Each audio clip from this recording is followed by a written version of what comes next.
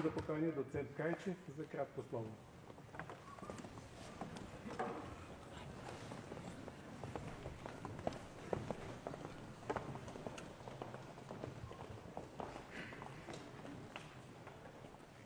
Ваши превъзходителства, дами и господа, братя и сестри. Огромна е честта и отговорността да се обърна към вас, към всички вас, събрали се на този прекрасен концерт, организиран от маестро Христо Христов, племенник на героя на Гоце Делчев, в памет на по повод 153 годишнината от неговото рождение. В такива моменти обикновено се припомнят основните жалони, биографични жалони на Гоце Делчев. Той е роден не къде да е, а в град Кукуш в Южна Македония, който е един от основните градове, който се е борил и фактически е създал българската екзархия. Роден е само 2 години по-късно след нейното създаване, 1872 година на днешния ден. Той завършва българското екзархийско трикласно, т.е. прогимназиално училище в Кукуш, в родния си град. Продължава и става възпитаник на българската мъжка гимназия Свети Кирил и Методий в главния град на Македония, в Солун. Продължава по-нататък своя житейски път. Той е учител по български език, български екзархийски учител в Банско и преди това в Щип.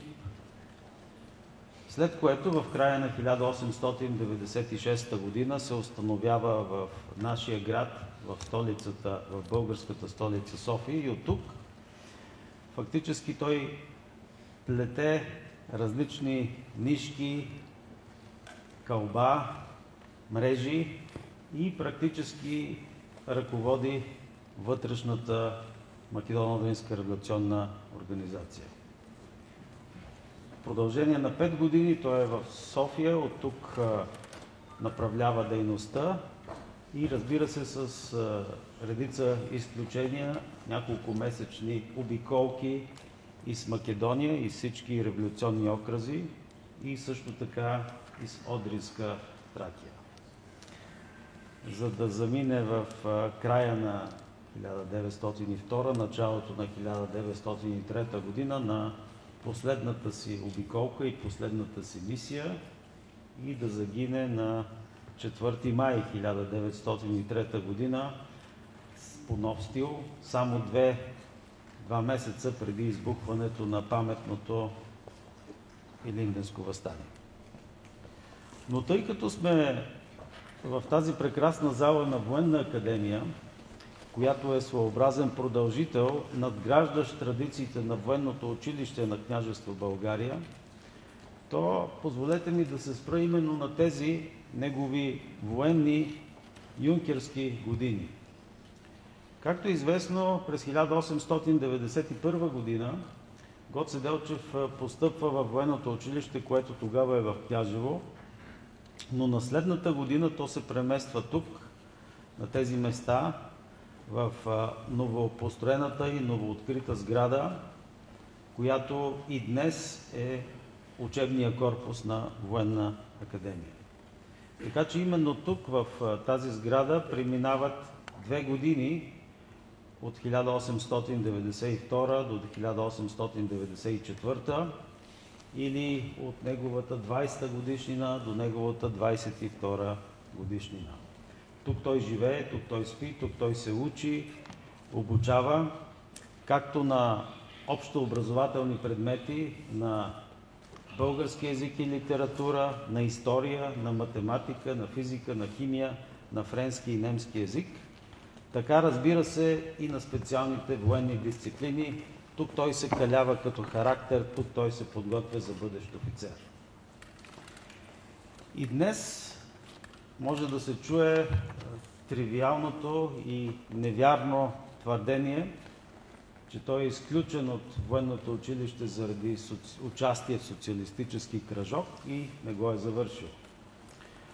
Трябва дебело да подчертаем, че Гоце Делчев е завършил пълния 3-годишен курс на военното училище и това, което не се е случило, е единствено автоматичното му производство в офицерски чин.